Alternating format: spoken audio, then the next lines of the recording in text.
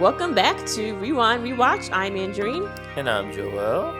And we're siblings who are rewatching 90s movies. And then we will be discussing themes, quotes, any scenes that we liked or disliked. And then at the end of the episode, we will give it a rewind rating between 1 and 5. Today, we are talking about Urban Legend from 1998. Urban Legend. It's an R rating. It's an hour and 39 minutes. R rating. and this was requested. Oh, we got kind of a double header here. Jessica and Ruby. All right. I don't know why that's a double header. Well, because we said Ruby last week. Oh, back-to-back Rubes. We got back-to-back Rubes. Rubik's Cube. There we go. And right now it is currently She streaming. hates us now, by the way. So I think Ruby's a he, but I don't know. Ruby, whatever your pronoun is. Ruby definitely hates us now. Ruby, whatever your pronoun is, please don't hate us. And then right now this is currently streaming on HBO. Yes, it is. Urban Legend. So before we get into it, you want to do your one sentence summary? Okay, yes. I can do the one. I remembered. Summary. Thanks for that. Okay. A string of murders in a small college resemble urban legends. That's pretty much it. Good job, Joel. Thanks. All right, what were you gonna say? I was gonna say, what is your history with this movie, or how many times is this a movie that you're very familiar with? I don't think I've ever actually seen this movie before. I remember it being a pretty popular movie. Mm-hmm. Tara Reid was in it, which is a lot of people enough of a reason for guys to go watch that movie. But I don't think I've ever actually seen it before this current watch. I know you're more of a scary movie fan, so yeah, I've seen this movie a few times. This is not one of my faves that I've seen numerous times, but I've seen it a handful of times. So I was very familiar with a few of the deaths. I don't believe I've watched the whole thing in its entirety within the last maybe 5 years. Okay. So there was still some things that I had kind of forgotten about. The entire ending, I feel like I completely forgot until we got there, and I was like, oh, that's right. Mm-hmm. So yeah, this is actually a really fun one, like you said, because of the whole urban legend of it. And this movie came out in 98, and again, 99. It's... Huh? I think it was 99. It's 98. Oh, it is? Yeah. Oh, all right. Well. And it has a very, Scream-esque type of feel to it. Yeah, that's exactly what I was going to say. It definitely reminded me of Scream. Because of the whole, this movie is about urban legends, and we're going to then kill people by way of these urban legends throughout the movie. And so I like that about it. That was very fun to kind of see which urban legends are they going to talk about, how are they going to, recreate these deaths. And the murders were just fun, again, I feel like when we were talking about My Girl, I had mentioned the fact that it was not fun death. It wasn't. It was very sad, and it was a drama. Whereas this is fun death. This is there's a killer out there. Fun death. Yeah, there's a killer out there. Who could it be? They're slashing people. And one thing I will say about this movie is that it's not very gory.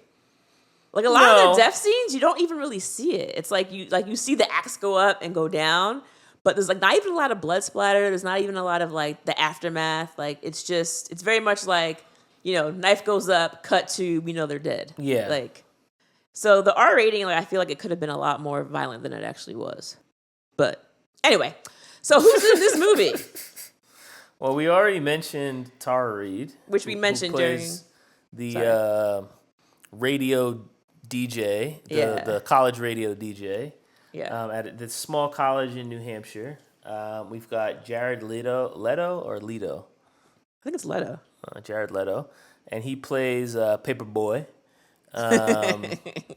which Paperboy, which is funny because one of the guys calls him Paperboy early in the movie, and then I was literally just calling him that in my notes for the rest of the time while I was watching it.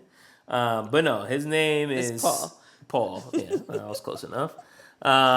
We've got Rebecca Gayheart from Jawbreaker that we watched earlier, and Pacey from Dawson's Creek. Joshua Jackson is also in this film. Those are the only kids that I recognized. The rest of them I don't think I know them. So I guess I got to talk about it here. The roommate who was like the chick, gothic, Tosh, manic depressive goth girl. Yes. So her name is Danielle Harris, and you have seen her before. Okay. Because she played the youngest sister, Melissa, in Don't Tell Mom the Babysitter's Dead. Okay, the tomboy. Yeah, I definitely would not have spotted that. Yeah, so that was her, and then she also was in Halloween 4 and Halloween 5 in 88 and 89, and then she was in the remake of Halloween 1 and Halloween 2 in 2007 and 2009. So I've seen her. Wait, so she was in the Halloween movies in the 80s? Yeah. So she was like, what, 5? As a kid. Oh, okay. Yeah. So she's been in quite a few horror films. So horror fans might know her face. And then as far as the adults, I know you know one of the adults. Loretta Devine, of course. The greats. I mean, she's from Waiting to Exhale. She was in Boston Public for 4 years. She was on Crash. She was on Grey's Anatomy for a number of years. And then she's also on The Carmichael Show. That's right, yeah. And then most recently, she's on a Netflix show called Family Reunion. The theme song is crazy. The theme song will make you laugh. The theme song will make you laugh for sure. Check it out. I want y'all to meet my family. They're coming down south to stay with me. So she plays the school officer. And one thing I'll say about her, like I just felt like, why does this school have like the most minimal security? It's like her. And that's it. 2,500 students. There's one person. Yeah, I don't know. But it's kind of, it's kind of Detective Dewey type of character where it's like... She's smarter than that. No, but in terms of like, you have this one person that represents the security and the police or whatever the case may be. Yeah. But it's not going to be like her and a team of people because that's not really what this movie's about. So it's like, yeah, she's just going to be... I think she's supposed to represent the head of security. And man, she is... definitely in over her head because, from the beginning, she's kind of just like, oh, like, this is not really something that's going to happen on my campus. I always make sure this campus is safe. Yeah. Like, I'm going to make sure that nothing happens and there's not going to be a killer here. Like, we're Pendleton. It's like, all right, man. But she didn't really have I don't think the resources or even like because even when she tries to like, I mean, I guess we'll talk about this later, but there's one point where she tries to like call into town for backup and the police station just like puts her on hold. So then it's just like, oh, so y'all actually aren't going to help me at all. So then she kind of just has to figure it out. All right, there's one more adult I want to talk about briefly, and that is Professor Wexler. Yeah. And he is played by Robert Englund, who is the famous Freddy Krueger, my all-time favorite movie monster. The original Nightmare on Elm Street came out in 1984, which is the best year ever because that's the year I was born. Hello. Oh, wow. And then, of course... that's how it works. And then, of course, he went on to do like part 2, part 3, part 4, part 5. I mean, there's so many parts to Freddy Krueger.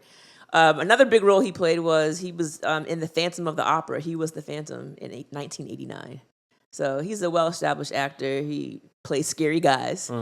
This is what he does. Kind of a scary guy in this movie, too. Yeah. But I love to see him. All right. So let's get into the murders. Yeah. Because we kind of get a murder right off the bat. Yep. And I'm like, yo, is this girl an idiot? Because this is my main question. I'm like, is this girl an idiot? Because right off the bat, we're seeing she almost crashes her car because she's driving down a road in the middle of nighttime. I think it's raining. It's pouring. And she's in the car by herself. And she's like, oh, I want to listen to my music. She goes to get her cassette tapes. Where are the cassette tapes? In the back seat. why aren't they in the passenger seat if you're riding a road trip by yourself? So she's reaching over while driving in the rain to try to grab a cassette tape. And then she's like, oh, whoa, I almost crashed my car. I can't believe it. So I'm like, all right, so that's stupid. Then as she's driving along, then we see her gas tank is empty. Bruh. And she drives right past the gas station. How? So I'm like, and then she waits until her car like starts sputtering. Yeah. And she's like, oh, I think I should stop now. I was like, bro, you didn't see? You didn't. And it always makes me wonder, like, are there people out there that just don't know how much gas they have? Yes. Like, how does that happen? I once dated someone who told me he ran out of gas twice.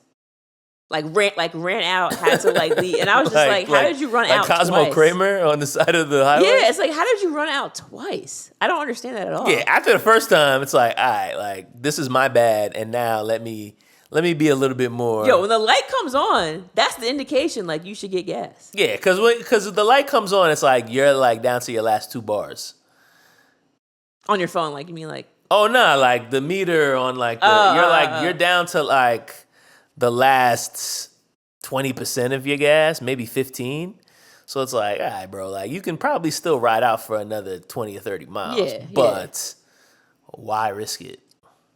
Especially at night. And I'm risk averse, so maybe this is just me just being like, I'll usually put gas in my car once I get to a quarter tank. I was about to ask you, when do you fill up? Yeah, it's like like sometimes if I'm just like I don't feel like stopping, I had a long day, I want to go home.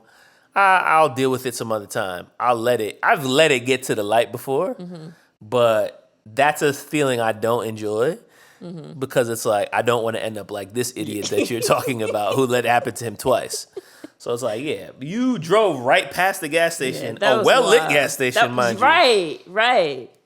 That was ridiculous. So yeah, so she gets to this gas station, and like this gas station is mad Etch-a-Sketch.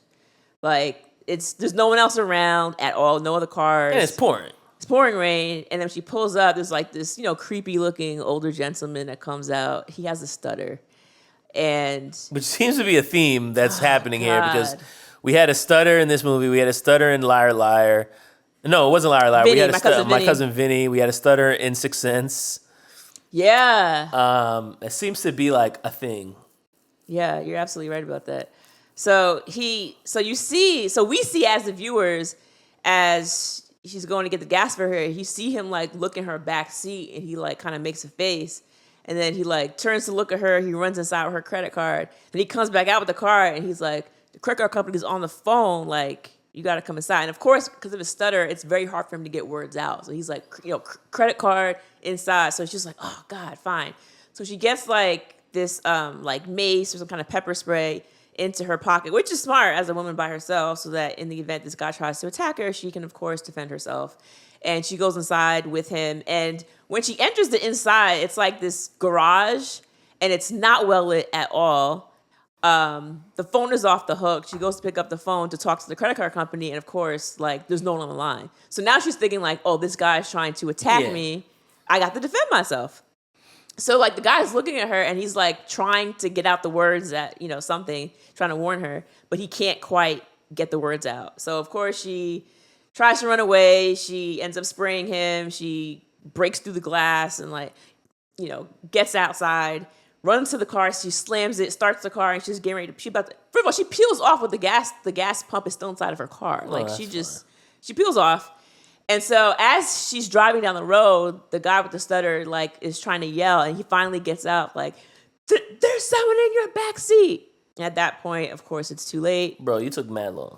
Yeah, but he probably, again, I think from what I understand, people with stutters, like when you get nervous, it gets worse. So it's like he was probably excited trying to warn her, and he just couldn't get it out. So, I mean, I can't blame him for it. Maybe he should have written it down inside. I don't know. Yeah, I don't know. I don't know. There had to be something better that could have been done other than what actually happened, which was me getting maced and her leaving with the killer in her backseat. And also busting a hole through my window of my gas station. And also now I'm a suspect. Yeah. I'm the last person that saw her alive. So now... Yeah, it's like, all bad come on, news. bro. You didn't really help yourself. So she's driving down the street, and what I liked about this was she's playing Total Eclipse of the Heart on the radio. Total Eclipse of my, on her cassette tape. Yes. And then the part where it's like, turn around, ba-da-ba-da, whatever. That part's playing. Of course, she doesn't turn around. And she looks. You gotta listen, man. She looks in the rearview mirror and sees an axe. And the person who was in the back seat, Turn around, bright eyes. he ends up decapitating her. You find out later on. So it's over for her. So that's our first death. That's the opening scene. So already, like, the horror fan in me is like, yes. First kill out the gate. It was fun. It's an urban legend about the whole backseat thing. And let me say something about this. Okay. When I go out anywhere and I'm in a parking lot, leaving work late or whatever, I always check my backseat before I get in the car. I don't think it's because of this movie, but I just think it's. I think it's good. But it might not necessarily not be because it might not. It might not be, but I think it's good practice to check the backseat of your car because people get kidnapped all the time. All she saw was her box of cassette tapes. Again, if she had it in the front, you know what I'm saying? Maybe she would have realized, there's something in the back seat that looks unfamiliar to me. So, obviously, this is a movie with a lot of... let's talk about the murders. Yes. Because the next one we get, I thought was really... Well, I was like, that was actually really smart. And it's basically Joshua Jackson's character...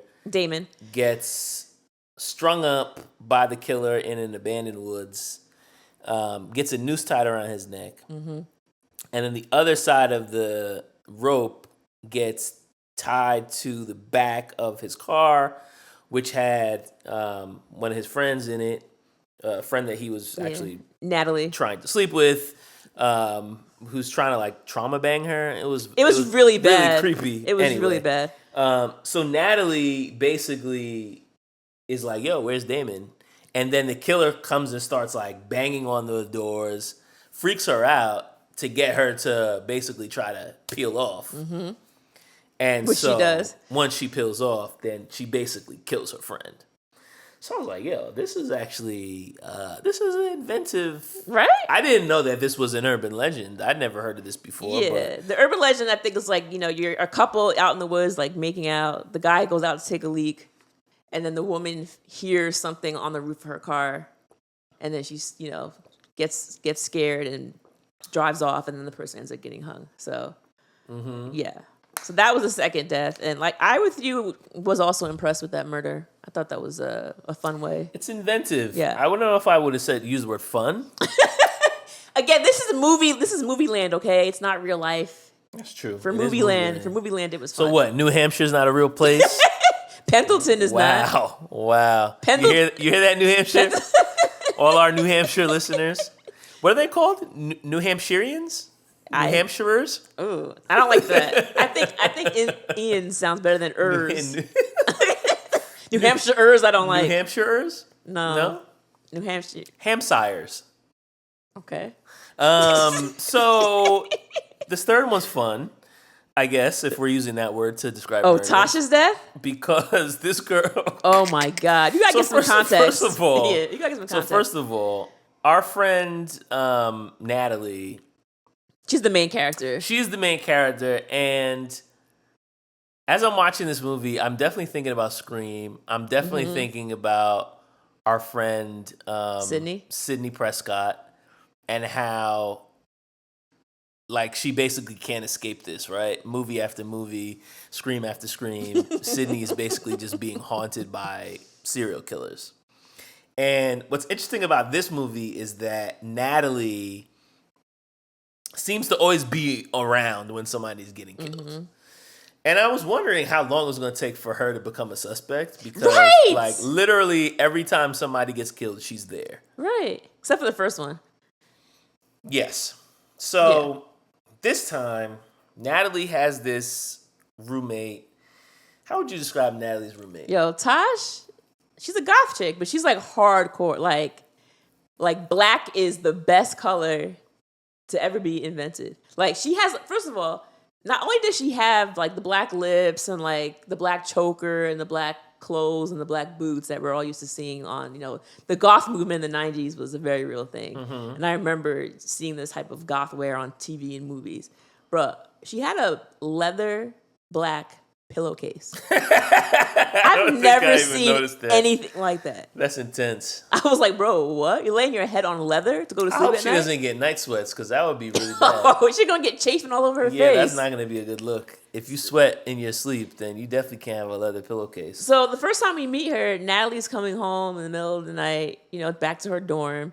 She opens the door and then turns on the light because that's what you do when you get home. And How dare you? Tosh is having sex with some rando guy, and she like snaps at her like, turn off the lights. Like, what's wrong with she like completely goes crazy on her. Yo, but it's not even like leave the room. No, it's just turn turn off the the light. lights off. And she's like, oh my bad. Turns off the light and they just keep going at it. And then she gets into bed, puts her headphones on, poor Natalie, and she's like trying to sleep to like all these sex noises behind her. Yeah, so this whole part just had made me crack up because I'm like, I don't know what type of like roommate situation they got going on, but in my recollection, if somebody's like with a person in the room, then you find somewhere else to go, like, or you come back, when it's over, or like, but not like I'm just gonna be laying in the bed while y'all are getting this done, but also 5 feet away from me, and then I'm just covering my ears, like, nah, bro, like, just hang out somewhere until like wait an hour and come back. Yeah, there's also no warning. Go sleep in your friend's room. There's no sock on the door. Yeah, text she message, didn't leave nothing. anything. It wasn't even like, yo, I got somebody over here. I mean, they couldn't text message in 1998. Oh, yeah. But she could have left, like you said, sock on the door, Yes. or even lock the door. Yeah. So that when you come home, you're like, oh, the door's locked, huh? Oh, she's having very loud sex. Yeah, I'm sure it's she probably obvious. could have heard it from Everyone the hallway. else in the hallway knew, like, Because this girl She was was known not. for She was that. not shy. She was very loud, which comes back into play with this third death. before we talk about the death real fast, you talk about like her, like, she was definitely in touch with her sexuality. I'll say that. Well, She's on a dating site. It's called Goth to Goth. Did you see that? I did not realize that. I thought she was in like a chat room. I didn't realize it was a dating site. It's still Goth to Goth, and then she basically was like asking like anybody want to come bang. It was essentially. straight. It was straight Tinder. 1998 goth Tinder is what she was on. And it's like, what are you into? The person's like, lithium. Like, yeah. And I was like, Oh yeah, you're depressed too. I was like, And what then is when happening? she was like, yo, this is who I am, this is what I'm on, and then the guy responds back, we are on a similar dark path. I'm Yeah. like, wait, what? I Is this a didn't- pickup line? Yeah. And she was like, she was into it. nice. It was like, She was into it. that was mad weird. Yeah. That was not the line I would have thought that it would have worked. Well, you're not on Goth to Goth, so. I'm not on goth to goth. We are on similar dark paths. So anyway, so the second time it happens, poor Natalie comes home and she again hears these what she believes to be are sex noises, but as we the viewers know, it's not. She's being like she's being like choked out. Yeah, not in a good way. She's being assaulted by Yeah. the killer, who's found his way into their dorm room. We're not I'm not even exactly sure how, Yeah, but presumably he snuck in there probably waiting for her to come before home. she even got home. Yeah, Because when that also doesn't make sense because they were because typing. they're texting each other, and it's not like he would have had a smartphone. Yeah, this is 1998. So he's texting with her on the chat room, and then she's like, "Yo, where you at?" He's like, "I'm in your room." yeah, I was like, what? Is he on a laptop in the closet? I don't understand how that's happening. But she didn't hear him typing, so I don't know. She was blasting that rock music pretty loud. Bro, yo, she had instrumental like rock music. Did you hear that? Like she had instrumental heavy metal, bro. She was in the zone. No words. No words needed. She was in the zone. So anyway, Natalie comes home, opens the door, she hears all these noises, and she's like, "Oh, I forgot. Sorry." Turns off the light, and the roommate's trying to tell her like, "No, I'm dying. hell." But all she hears is like, "Oh, she's having sex." Matter of fact, before she comes into the room, one of the other college classmates is in the hallway, and she's like, "Yo," she called her like Elvira. She's like, "Elvira's at it again," and she's like, "Oh God, like yeah, fair warning." So like everybody in the hallway can hear her having sex, so they think. Bro. So she comes in, turns off the light, goes to sleep like I guess with her earplugs in, like she always does. She put on her headphones. She put on her headphones and started listening to Alanis Morissette and was like, "I'm going to sleep. Jag a little pill me, bro." And she woke up the next morning and she sees like basically her roommate is lying. Her hand is laying out. There's blood everywhere. She pulls back the covers. Her roommate is very obviously dead. Mm-hmm. And then on the wall, written in blood, is "Aren't you glad you didn't turn on the lights?" And this is another urban legend about someone who basically gets murdered. The roommate is there and they're not aware of it until the next day. So like dun dun dun. And actually, like before we even get to this part, so we mentioned Freddy Krueger before. 'Cause that's what I'm gonna call him. I'm not gonna call him anything else. Freddy Krueger played. He's I don't call him anything silly like his name.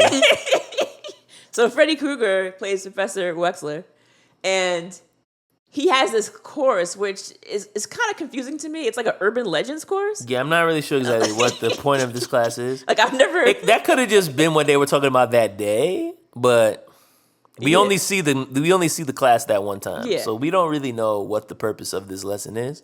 But he's talking about all these different urban legends and how people believe that like this actually happened. He's like, it didn't. And so he gives the example of the urban legend that most people have heard, the lady who's babysitting these kids and she gets a phone call and the person's harassing her and they end up finding out the call is coming from inside the house upstairs. There's actually a movie multiple movies about this.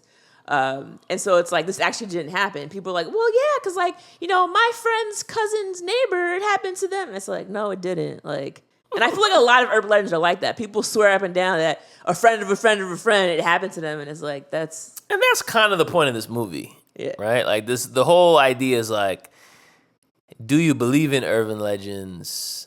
And I don't know. I don't want to talk too much about it because I guess we'll get into it when we talk about the theme.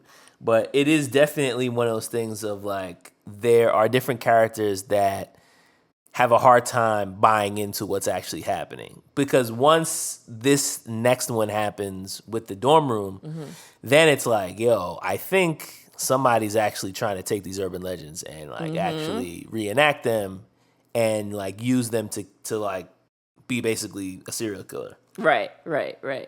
And then there's obviously the group of guys who are just like goofing around and just like, come on, bro, that's not what's happening. Meanwhile, their fraternity, because of course they're in a fraternity, their fraternity Parker. has a annual party to celebrate the urban legend of a bunch of people dying in a dorm room. In a dormitory on campus. Yeah. So there's this old dorm called Stanley Hall, where apparently this teacher snapped and went into the dorms and like knocked on doors, and everybody who answered, he killed them, and then he ended up killing himself. So this is this urban legend that's like campus based, and the frat thinks it's hilarious to commemorate the annual Stanley Hall massacre. So they have this party every year. And of course, this one frat bro, what's my Parker. guy's name? Parker. He's just like, he's on joke time the whole movie. The whole movie. I don't really get worried about any of this. This is all just funny games. Like, I don't actually believe in any of this.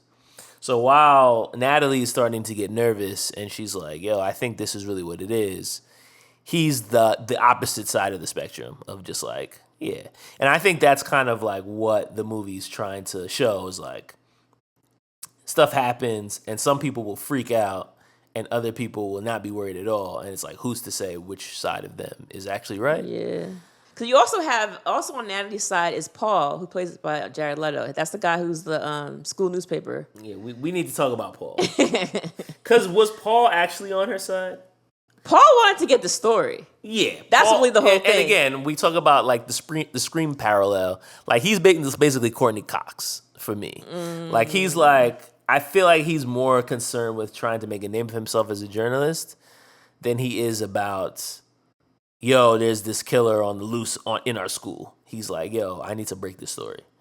That's true because so the very first murder that we have, the girl's name was Michelle. That didn't actually happen on campus. Like she was driving on the road. And then after, But she was a student there. she was, but after the murder happens, he has this headline on the paper talking about like, is there a lunatic like on campus? And it's like, there's no evidence that the person actually goes to school here.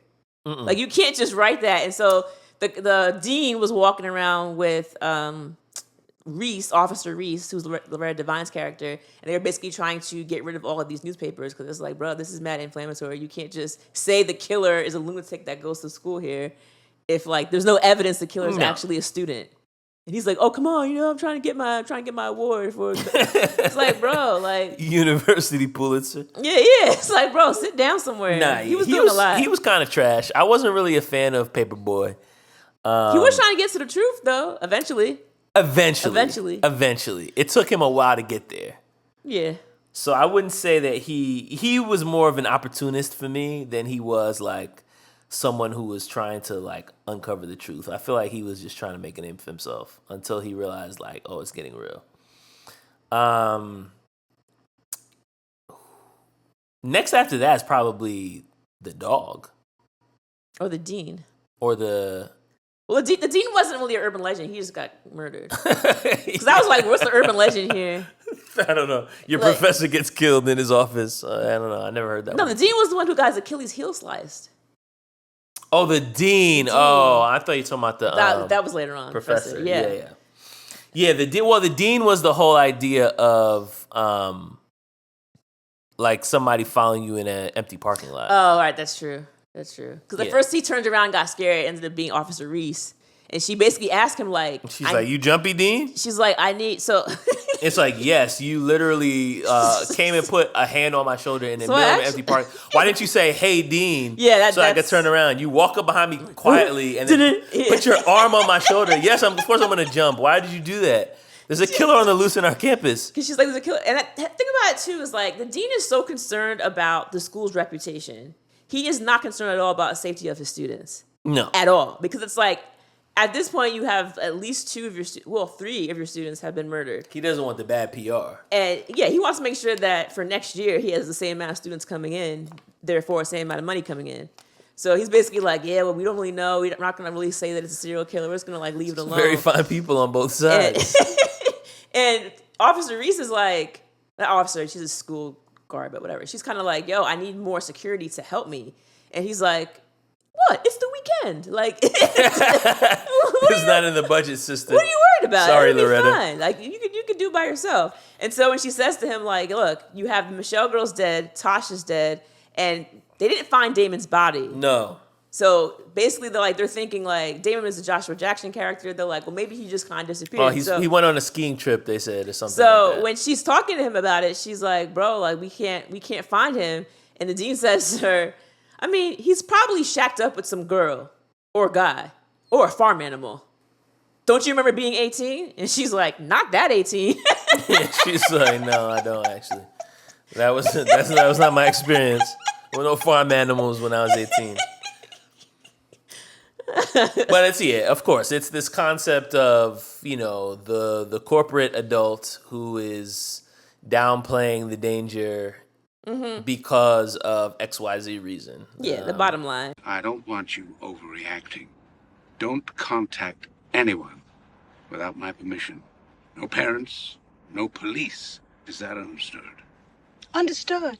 Yeah, exactly. Like, Hammond in Jurassic Park, who's just like, yo, I'm trying to get this money. But this is cool, right? It's dinosaurs. Yeah, this is cool. I'm putting my my grandson and granddaughter in danger. What an idiot. So yeah, it was a little confusing to me that they weren't like immediately looking at Natalie, because I thought that's what was going to happen, especially after her roommate died, and then the cops are like questioning her. And she's explaining what happened, and they're like, wait, so you didn't see anybody in the room? She's like, well, no, I turned the light off, but there was somebody there. Like, but you don't know. And then she's like, no. So I'm like, oh, she's about to get arrested. And they're like, okay, well, you know what that means? It was a suicide. Yeah. It's like, wait, what? He's like, no, I'm telling you, there was somebody else in the room. He's like, nah, that was a suicide. And he's like, wait, but he literally wrote in blood on the wall. He's like, yeah, well, I mean, it was just a sick suicide note. It's like, what? It's like, why would she write that? It doesn't make any sense. This is like, aren't you glad you didn't turn on the lights so I could kill myself while you're in the bed next to me? It doesn't make sense. Yeah, it doesn't make any sense at all. That was weird. So then you mentioned the dog Yeah. being the next murder. Yeah, that was crazy. Yeah. Cause yeah. Yeah, it's crazy.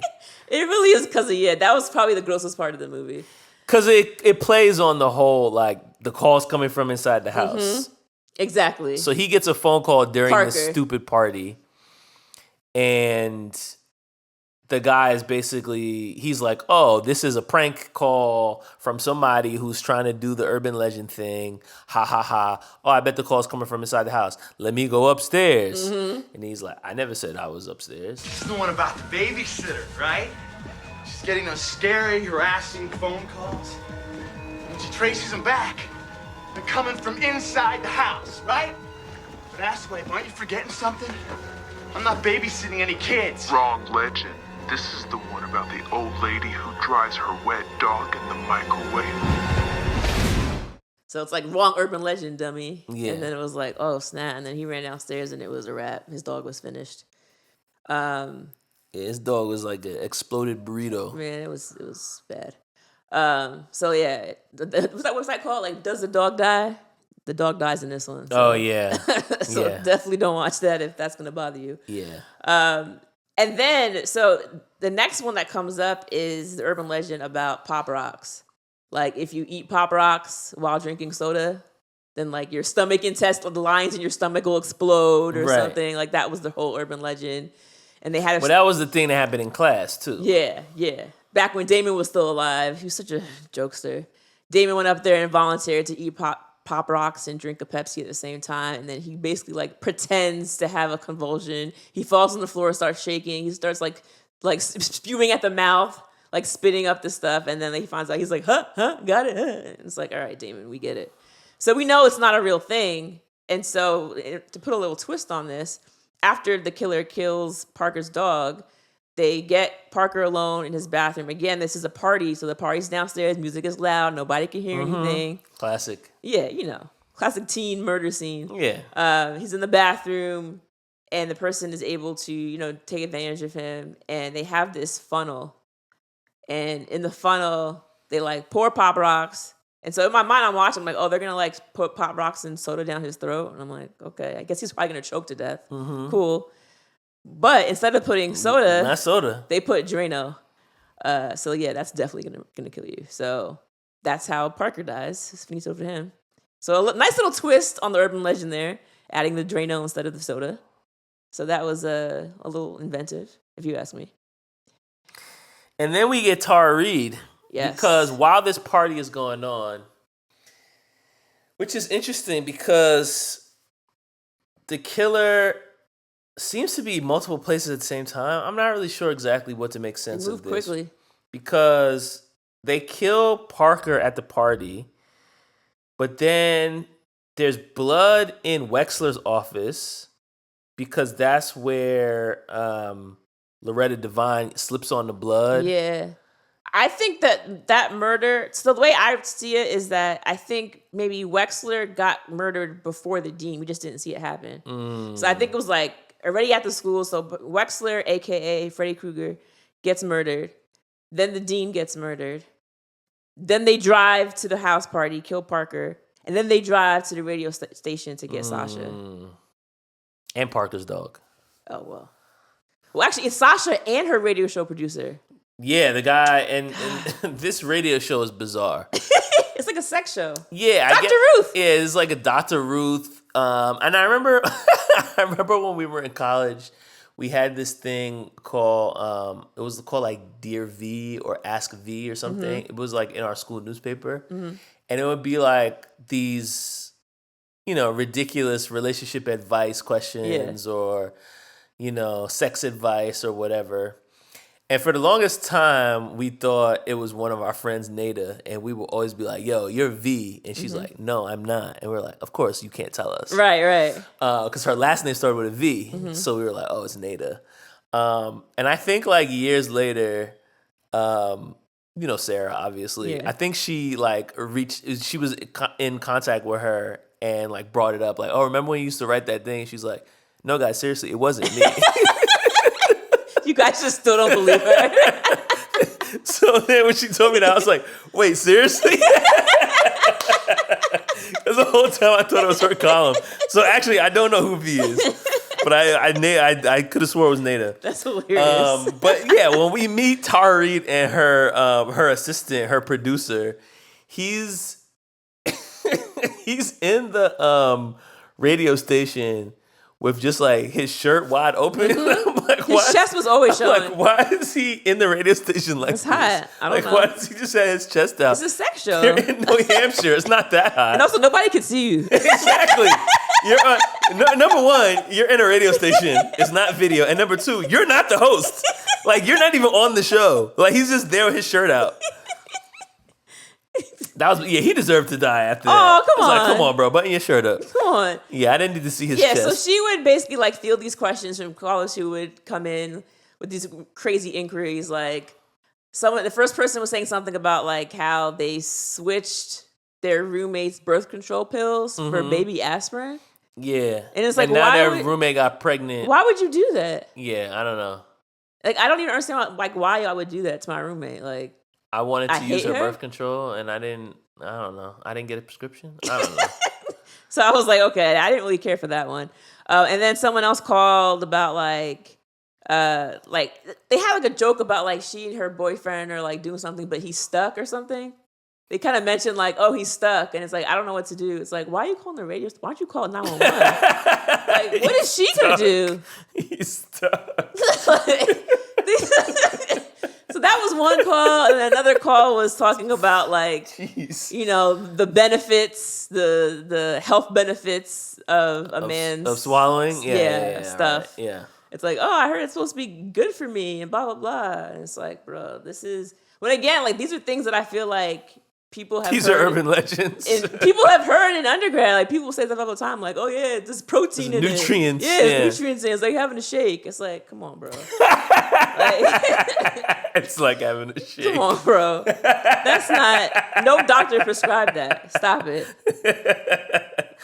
Oh man, that's she's, funny. So she's on the show, like, and like even like the way that her character acts, it's just very sexual, right? Even on the show, because like the first question she takes, she's talking to the caller probably about the protein shake.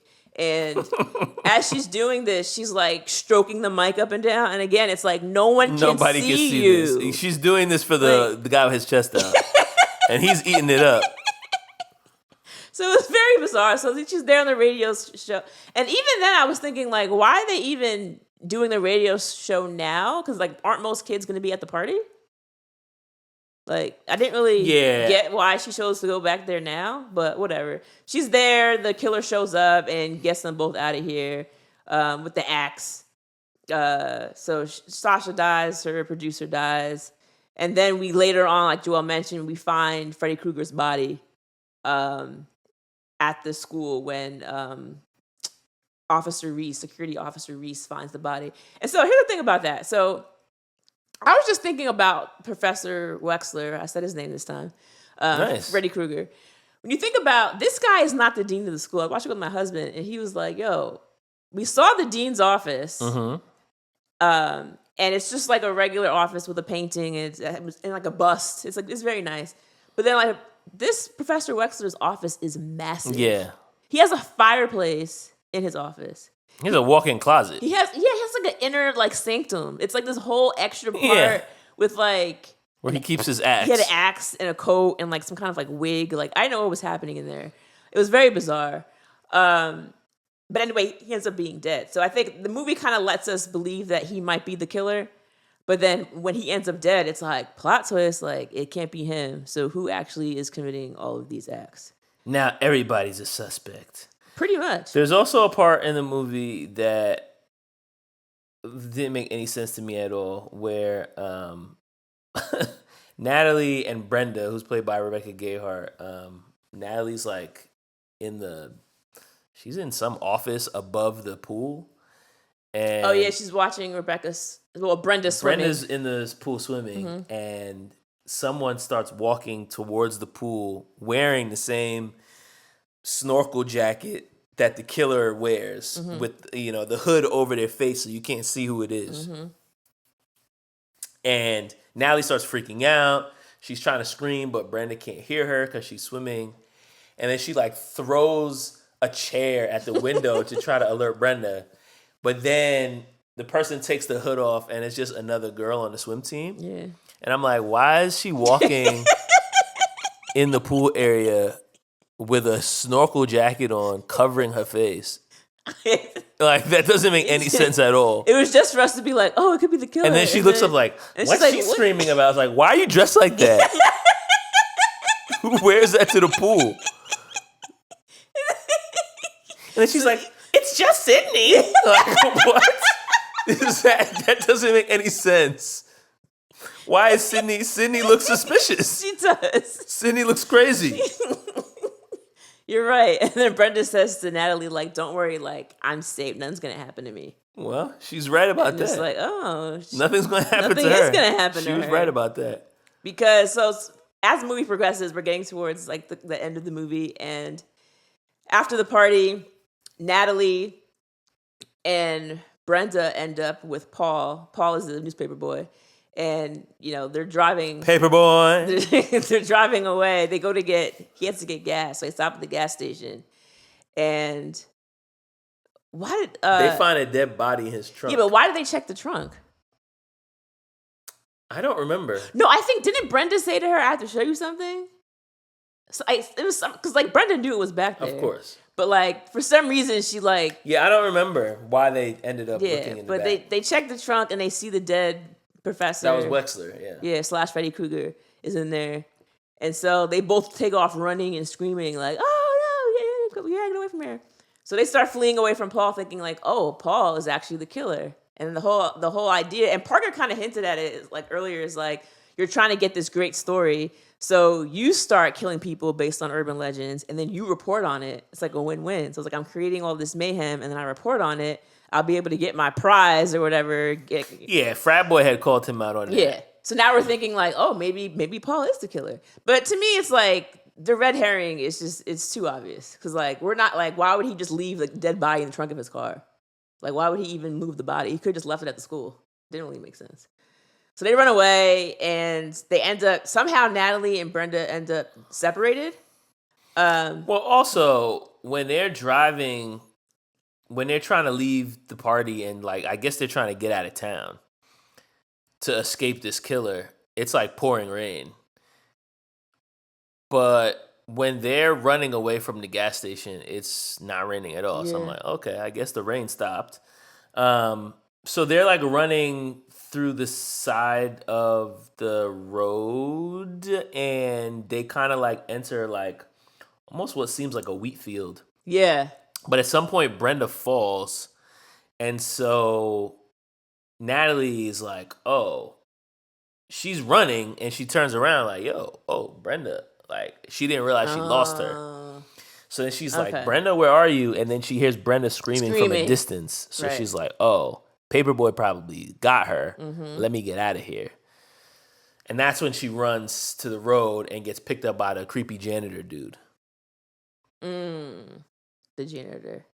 And so yeah, the janitor is definitely creepy, but he ends up. So they end up figuring out that Professor Wexler was like the sole survivor of the massacre that actually did happen. Yeah. What didn't really make sense is so. The massacre happened 25 years earlier at this Stanley Hall on campus. And so after the murder happens, the college just ends up boarding up the hall. Yes. So it's still there. No, yes. They have not knocked it down. They have not reconstructed it. They have not remodeled it or renovated it. It's still same old Stanley Hall with just borders up on it, like do not enter. They would never do that. And then it's a like waste of space. Wait, like, do you really believe that story? It's like, well, why do you think they don't let anyone in this? Like, yes, I believe the story. The building is still here. It's boarded up and nobody can go in. Like, nobody lives there anymore, bro. Like, yeah, I do believe the story. Why else is this building here? Yeah, it doesn't really make a lot of sense. So I'm trying to remember. So after the janitor picks her up, why did she get in the car? Basically what happened was there's a running theme throughout this movie of obviously urban legends, but specifically the urban legend about your what's it called? The headlights. Oh, game. that's right. The game. Like the game of what is it called? The high beams. The high beams. The gang high beam initiation. So basically, this concept of like someone's driving down the road without their headlights on, you flash your high beams to alert them, and whoever flashes the high beams, the car will basically make a U-turn, chase you down, and kill you, as a way of like being initiated into a gang. So if you see somebody driving down the road without their headlights on, don't say anything to them because they might turn around and kill you. I definitely heard that one. So this is basically what happens. So they're driving and there's a car passing by them without the headlights. And the janitor goes to flash his high beams. And she's like, no, don't do it. Don't do it. It's him. And of course it's too late. And they get run off the side of the road. That's right. And the janitor is presumably dead. Yeah. He has blood on his head. So she runs out of the car and runs back to campus. And she hears somebody screaming for help inside Stanley Hall. Got it. This abandoned building that nobody's been inside. So she's like, oh, it's probably that sounds like Brenda. And Paperboy probably has her as his next victim. Okay, that makes sense. And when she goes inside Stanley Hall, what does she find? Bodies. All the missing dead bodies, including the dean, including Damon from the tree hanging. Parker with and the Drano down his throat. Parker and Brenda is laying on the bed. Yeah. So she's like, damn, I'm too late. She's like, everybody's dead. I can't believe this. But is she But too then late? Brenda sits up and it's like, wait, she's the killer? Dun, dun, dun. Oh! So now you're like watching and you're like, why? Like what is your motive? Yeah. This is what they have to do, right? It's like we keep talking about Scream, or I keep talking about Scream.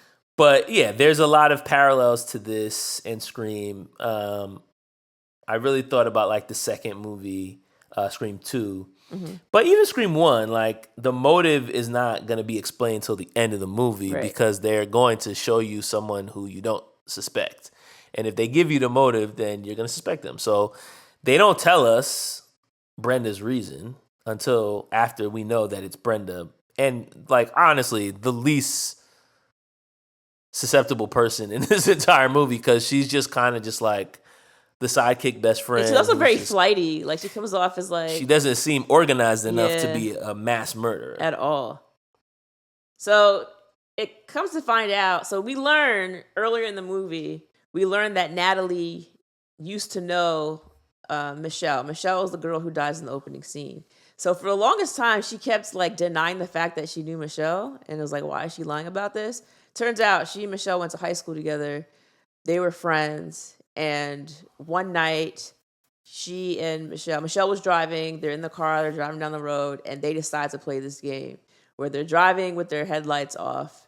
And it's like, yo, the first person that flashes the lights, we're going to chase them down, like just for fun. Stupid teenage stuff. So they're doing this. And finally, one guy comes by and flashes them. Michelle turns the car around and starts like chasing this guy, like riding his tail like crazy, like flashing her lights, like just harassing him. So the guy like, loses control of the car and crashes and he dies. And basically, because he was killed, they were young, they were, first offenders, they were youths. The two youths. They were two white women. Yeah. They were two pretty white girls. They wasn't going to prison. So that's what happened. Yeah, they got probation. So you can still go to college. Don't worry. Just don't kill anybody again. Well, it says it must have happened the end of senior year because she said it happened after she got accepted to Pendleton. But before school started. She had to like take a year off or something. Yeah, or something like that. She was on probation. Yeah. So it turns out that Brenda was in love with the guy that they killed. And they had been dating. She said that we were actually engaged. Like, he didn't have money to buy me a ring, but we were going to get married. And, you took him away from me. So, now she had to, come back. So my thing is like this. So if they killed your fiance and you wanted to make them pay, then just kill them. You killed Michelle. So why don't you just kill Natalie? Yeah, that part doesn't make a ton of sense because Michelle's the first kill. And then she kills, like, 6 other people before coming back around to Natalie. So it's like, is she just doing all this just to Torture her? Yeah, like basically it's like, I'm coming for you, and everybody that she kills is like in the same building or the same room as Natalie, except for Michelle.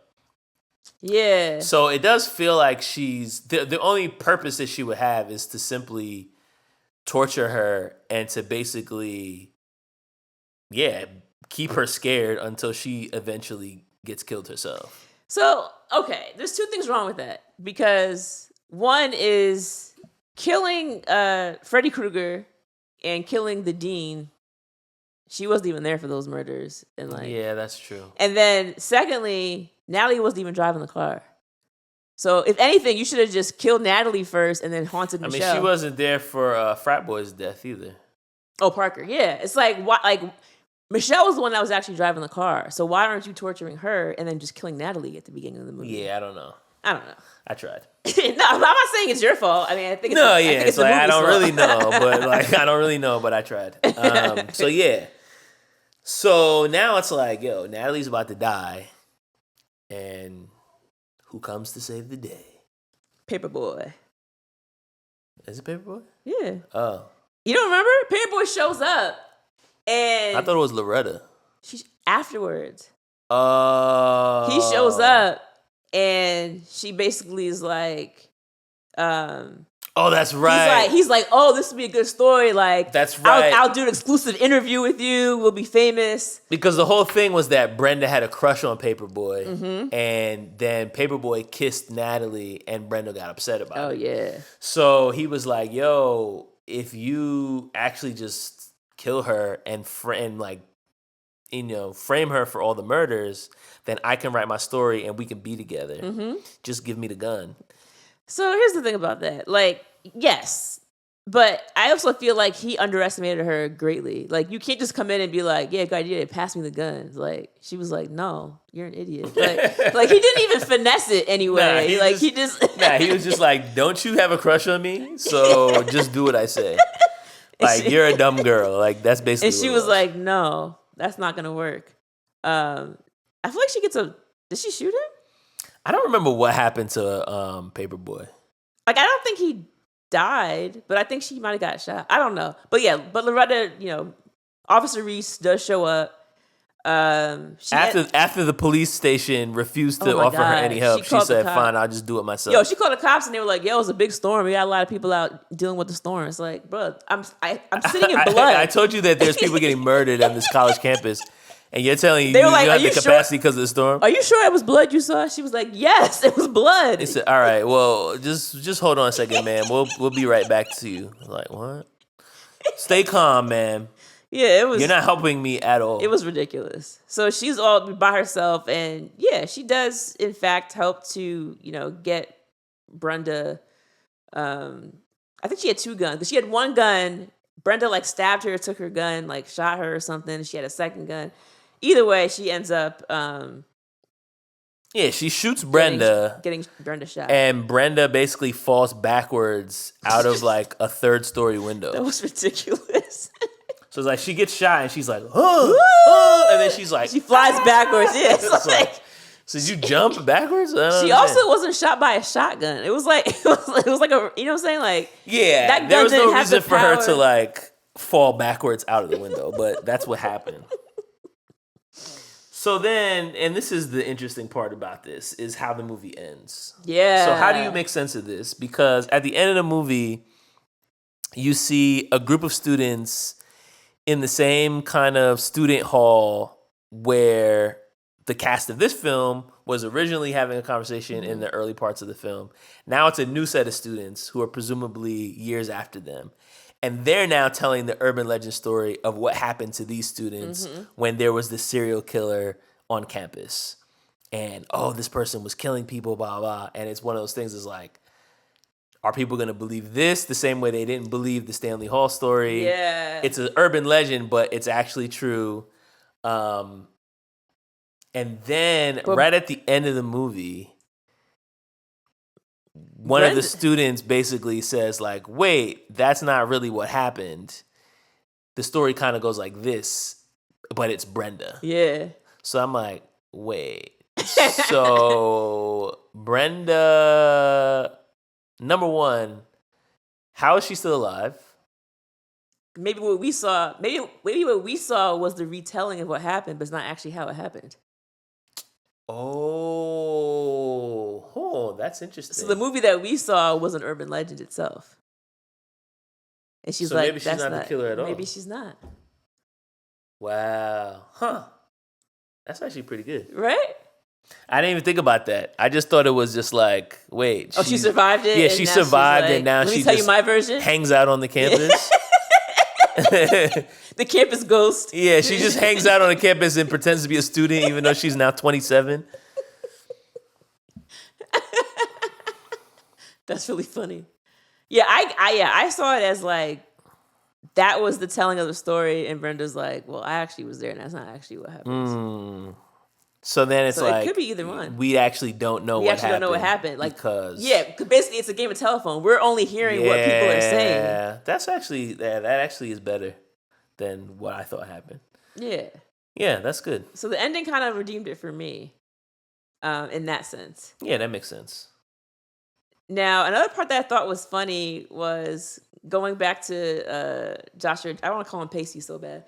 Going back to Joshua Jackson, Damon, when he's in the car with Natalie, when he's like about to make his move on her, the car is off, and he's like trying to start the car, and the car's like sputtering.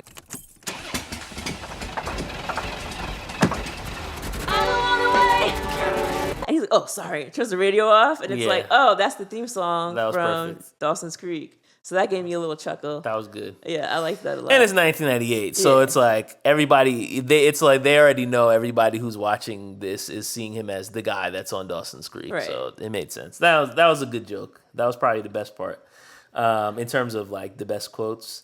There was a part early in the movie where the news story comes out about the girl that gets killed, and one of them I don't know if it's Natalie or Brenda, and she's like, I knew I should have gone to NYU. That was Brenda. That was pretty funny. And it's funny because I feel like we keep thinking her as like this dumb character, but possibly she was smart enough to get into NYU. I mean, if she could come up with all this. Yeah. If she did it. But now we know why she went to Pendleton. Well, yeah. She went there to exact revenge for her boyfriend's death. By murdering half of the student body. So, the Boondock Saints wouldn't approve of most of the murders. No, way too many innocents But died. maybe the Michelle murder would have been okay since she was the driver. Now, old girl from Jawbreaker, Oh yeah, they would have been really good friends. Yeah, you're right. You're absolutely right. Ironically, a movie she was also in. Yeah, you're absolutely right about that. All right, you want some facts? Let's get some facts. Okay, so in the opening scene, the gas attendant who had the stutter is played by Brad Dourif. Brad Dourif was actually the voice of Chucky in Child's Play. Oh, wow. So that means both Chucky and Freddy Krueger were in this movie. That's all right. That's good. Which is pretty cool. Sarah Michelle Gellar was going to play the role of Sasha, the radio host, but had to back out because of conflicts with Buffy the Vampire Slayer, because that was like her huge role. That was her bread and butter. Brenda, who was the killer in this movie, her last name is Bates, in reference to Norman Bates in Psycho. So there's a lot of horror stuff going on here. Tosh, who was the goth girl, goth for goth. She said that, so she was a smoker at the time of the filming. She's on a similar dark path. No, she was a smoker at the time of the movie, and she was excited that she could still smoke while working, because it was like, I'm a smoker, this is lit. But they said she had to smoke so many cigarettes while filming Tasha's scene that she ended up quitting smoking. Oh, there you go. It's a good thing. Right. Shout out to Urban Legend. Shout out to Urban Legend. There is a joke in the movie towards the end when those kids were sitting around talking about the Urban Legend, and one joke's that like, wasn't Brenda that girl in the Noxzema commercial? And that actress was actually in the Noxzema commercial. Brenda was actually in Noxzema commercial. I thought about that, Rebecca but I was Gayheart. like, I wouldn't have remembered that. Yeah, Rebecca Gayheart. Another thing that's interesting about this is Pepsi. at the time, the Pepsi can used to be white with like blue and red like Pepsi like signs on it. The blue Pepsi can had like just recently come out when this movie came out. This is one of the first movies to show a blue Pepsi can in the film. That is an interesting It's a very random pop culture tidbit. And the last thing I have is actually kind of sad. So in the movie, Brenda's motivation for the murders was that, Natalie and Michelle killed her fiance in a car accident, but they were only charged with reckless endangerment. In 2001, Rebecca Gayheart struck a 9-year-old boy while driving in LA, and he died from his injuries the next day.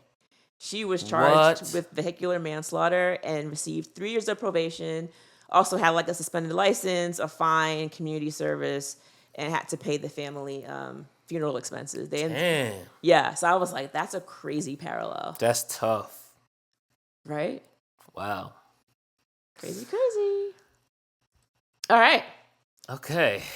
Theme. I would say a couple, I guess 2 things. Number one, I think from the perspective of Natalie, there's a theme of your past coming back to haunt you. Mm-hmm. So kind of like she did this thing, even though she didn't really do it. Yeah. But, she thought she could kind of just walk away from it, but nah. The sins from the past and all that. And then I think the other bigger theme is truth can be stranger than fiction. And I think, one of the central themes of this movie is this concept of, like, how do you really know what's true, what's not? Mm-hmm. Does the Stanley Hall massacre really happen? Yeah, it did. But then it's like, did the events from this movie even happen? Right. We're kind of left questioning that even at the end. And so as you think about urban legends, it's like the movie's not really telling you, oh, these are just BS and you shouldn't believe them. It's like, well, actually, some of them might be true. And so, like, maybe, like, don't warn somebody when they don't have their headlights on. Maybe don't have Pop Rocks and soda, because you never know which ones might be true. So yeah, I did like that. You just never really know. Yeah, I definitely had don't believe everything that you hear, and I think that it's especially. But don't disbelieve everything that you hear either. Yes, I don't think you should go in saying everything's wrong or everything is right. You kind of have to do some investigation of yourself, do some research, look stuff up. Especially in this day and age, I feel like, God, people will just hear stuff and run with it. Oh, yeah. And it's like, bro, did you even look to see, like, first of all, did you look to see if this is, like, where this came from? Like, what was the source? That's the number one thing. What was the source? Because, like, just seeing a picture on Instagram with words typed on top of it, bro, I could have did that on my computer 5 minutes ago. Or people just make fake quotes. Oh, and my they say, God. like, oh, Denzel Washington said this. It's like, but when? It's like, you just typed a quote and put his picture. Yes. It's not, Denzel didn't say this. It's like, bro, where's the article? Where's the article where he said, where's the interview? Where's the video? Right. Where's, You have like, a link? I need receipts. Don't just tell me you heard. Well, the thing is, too, is that people don't actually want to do research anymore, right? And I think this is me being an old man and complaining about modern culture, but you boomer. Yeah, this is what I do. But it's like people don't actually really even care too much about what's true. I don't feel like. I feel like people just want to be able to have a take. Oh my God. So it's like what happened is less important than me having an opinion on what I think may have happened, particularly if you recognize that it's like the topic of the day, right? People are tweeting about it. People are talking about it in your group chat. Then it's like, oh, I have to have an opinion on this too. No. So then now it's not even really about if the story is legitimate, if the person actually said what we're saying that they said, but what is my thoughts on this? What is the take that I have? And it's so like everybody's dumb. just ready to have their own take, that it's like that becomes more important than what actually took place. Yeah. I hate that so much because it's also like, so coming from a legal standpoint, like people will say things like, oh, like a new law gets passed, right? Perfect example. And people will be up in arms like, oh, it's all bad or it's all good. Where again, we know like there's no way that any law is all bad or all good. Of course. Like there's going to be like little gray areas and when people don't, little nuances, people are just like, oh, well, it says blah, blah, blah. But I'm like, did you read the context? No, because maybe it's 60 pages long, so you didn't read it. But I'll read it and I'll be like, well, it says this might happen, but only if A, B, Right. C, D, and E. And then it's like, oh, it's like, yeah, but all you're seeing is But the this. headline is going to say, New York State passes law that Yeah. will allow blank. Yeah. And it's like, yeah, but what else is in there? I don't know. But this is the whole thing. When you add context and nuance, it's less fun because then I can't put a stake in the ground. Right, 'cause then it's and kinda this like, is the oh, whole yeah, thing. Like yeah, people yeah. get a rush off being able to say, this is how I stand on this issue. Yeah, it's so dangerous though. Yeah, that's where that's hello. Look at our society. It's a hot mess. That's literally why. It's so dangerous. All right, let's get out of this political talk. So, rewind, rewatch value. I went first last week. So, what would you give Urban Legend? I like this movie. I wasn't really sure what to expect coming in because, like I said, I don't remember ever having seen it before. But I thought it was interesting. I saw some critiques that people had saying that this movie was basically just a Scream bite-off. And I can certainly see that because I brought up Scream like 4 times during this episode. But it didn't, for me, take away from the movie.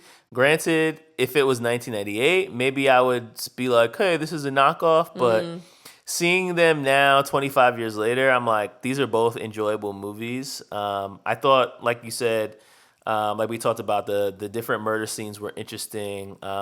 They definitely didn't like go over the top with the gore. But it was more of like a thriller. Who's the killer? Yeah. How can we figure it out? Is Natalie going to get away? So I'm going to give it a 4. Oh, I am pleasantly surprised by that.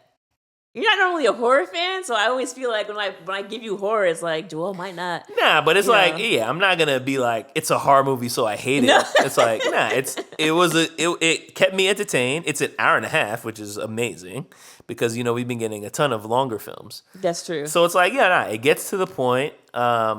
It does what it needs to do. It was entertaining. It had a nice twist at the end that I didn't see coming. And I think the theme is like worthwhile too, of just like having like a healthy skepticism, but also like But what if? being careful, like Yeah. because that's really what the movie is saying. It's like, yo, you never know, so just protect your neck Yeah. Okay.